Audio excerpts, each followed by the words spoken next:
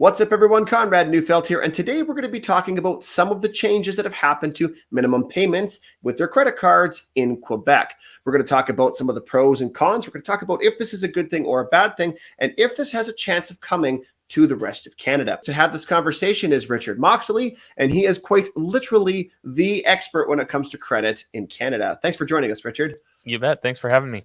So let's walk through real quick what some of these changes are. We're going to talk a little bit about, what is happening currently in Canada and what's happening with Quebec, what makes them different. Well, Quebec is always different when it comes to finance, but they've made a pretty bold move here on increasing the minimum payment required.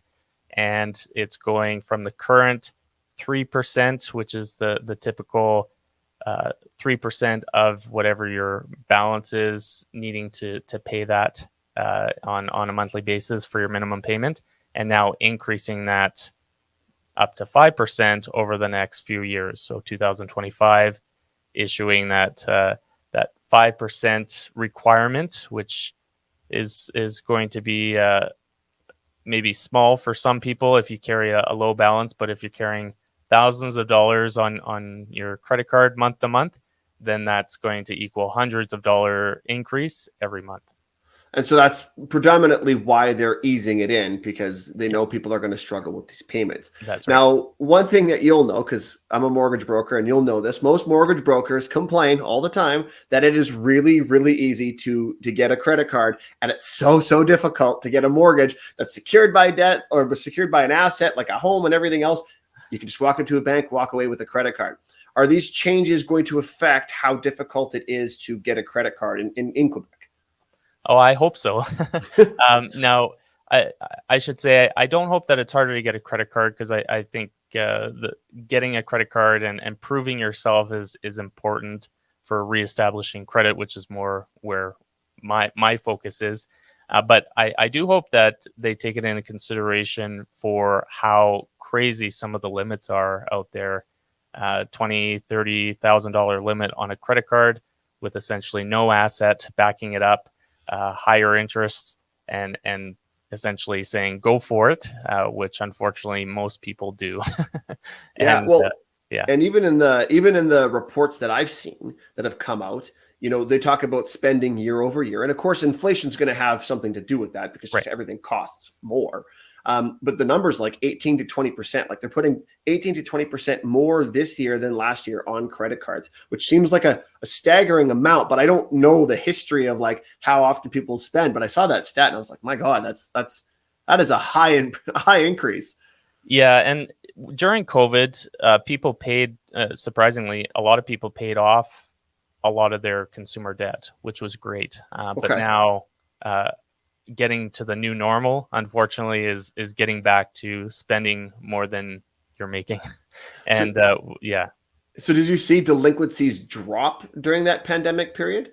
Well, according to Equifax and TransUnion, the stats that I saw essentially said that people were doing better. Their credit was increasing during COVID because all the government influx of money, and to be honest, the majority of people didn't have anywhere to spend their money, so they that's fair, yeah. So they were getting this extra money and then paying down their consumer debt, which is smart.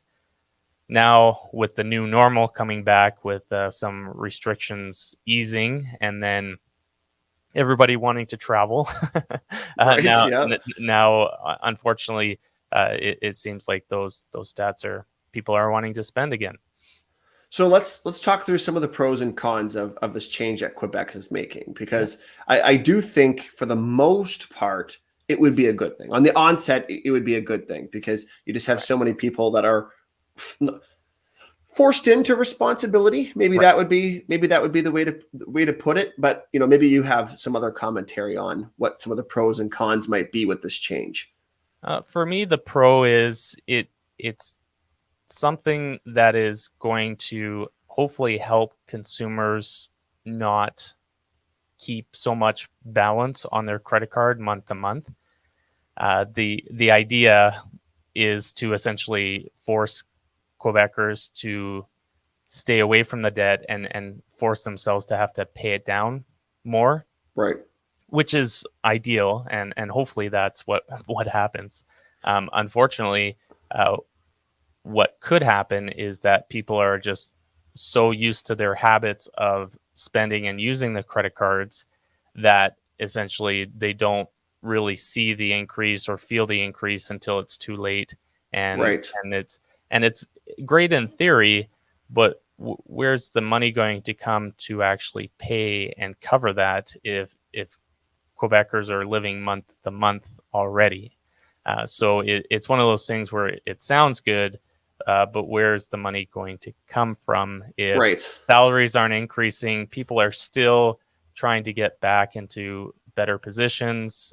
Maybe they have jobs, but maybe it wasn't as much as what it was pre-COVID, and now everything's getting more expensive. So how are you going to cover that? Like, even when I read about the new policy that they Right. came with, the rising minimum payments, I thought, well, usually when people are carrying balances on a credit card, it's either an income problem, they're not making enough, right? It's either a spending problem, they're spending either frivolously or more than they should be, right? Or a combination of the two. Right. And I thought the same thing. I thought, well, how are people suddenly going to magically, like, maybe it solves the spending portion of it. Maybe if you're the frivolous type that are spending on stupid things, maybe you're like, man, my payments really suck, I don't want to spend on this stupid thing now, right? Maybe it might address that percentage of the population.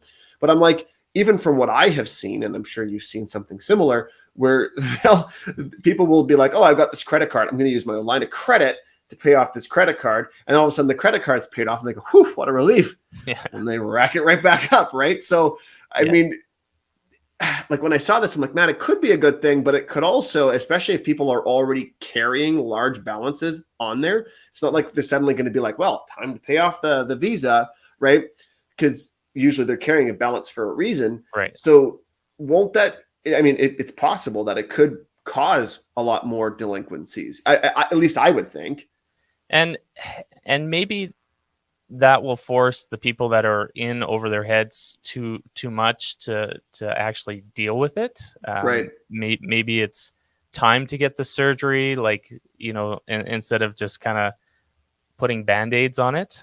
So maybe that's kind of the end goal. They're realizing that it could kind of be the straw that breaks the camel's back, which is just a weird phrase, but but it could be. It could be, and maybe they're okay with that, just to help bring the realization or help change some long-term behavior down the road. Right. And so they're going to have to call you, right? Yeah. That's right. So yeah, I did not come up with this, guys. That's right. You just endorsed it. No, I'm just kidding. No. So so we talk about, like, the long-term effect, right? I mean, long-term, I agree, it would make sense. And if everybody goes into this knowing that the changes are happening, that the changes are occurring, because it is staggered, right? I think every credit card that was new was affected by the rules as of August 1st of 2019. But all the old balances were, slowly built up over the few years that you were mentioning there. Yeah. Is there a chance that we may see this to the rest of Canada? I know you don't have a crystal ball, but like, what's your inklings given your expertise?